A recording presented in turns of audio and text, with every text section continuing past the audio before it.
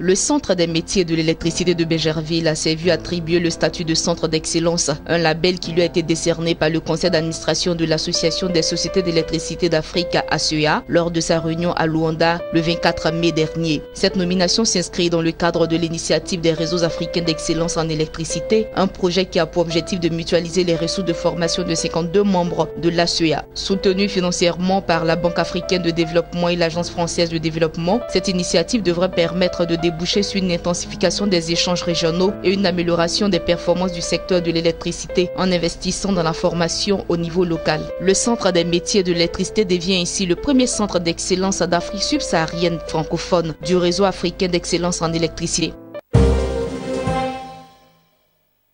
Rentré en début de semaine d'un roadshow qu'il a conduit dans plusieurs capitales européennes et aux États-Unis, le Premier ministre Amadou Gon Coulibaly a animé récemment une conférence de presse au cours de laquelle il a fait le point du récent eurobond et de l'état de la situation de l'économie ivoirienne. En en croyant le chef du gouvernement, ce dernier eurobond, le troisième après ceux de 2014 et 2015, a été un véritable succès au regard des retombées sur le marché financier international. L'une des innovations de ce roadshow, c'est l'émission de l'eurobond en euros, ce qui a fait de la Côte d'Ivoire, a affirmé Amadou Gon Coulibaly, le premier pays de l'Afrique subsaharienne en dehors de l'Afrique du Sud à avoir émis un eurobond en euros. Pour le chef du gouvernement ivoirien, si le montant recueilli reste un motif de satisfaction et de fierté, il s'est surtout félicité du fait qu'en dépit de tous ces emprunts, le niveau d'endettement de la Côte d'Ivoire estimé actuellement à 42,1% n'augmentera que de 0,5%, soit 4,6% du produit intérieur brut. Niveau jugé largement en deçà de la norme communautaire dans l'espace UEMOA où le niveau d'endettement est estimé à 70% du PIB. Sur la question du déficit budgétaire 2017, Amadou Gon Coulibaly a annoncé que le gouvernement et le Fonds monétaire international, après renégociation, se sont accordés sur un déficit de 4,5%, tout en indiquant que l'objectif d'ici 2020, c'est de le réduire à 3%.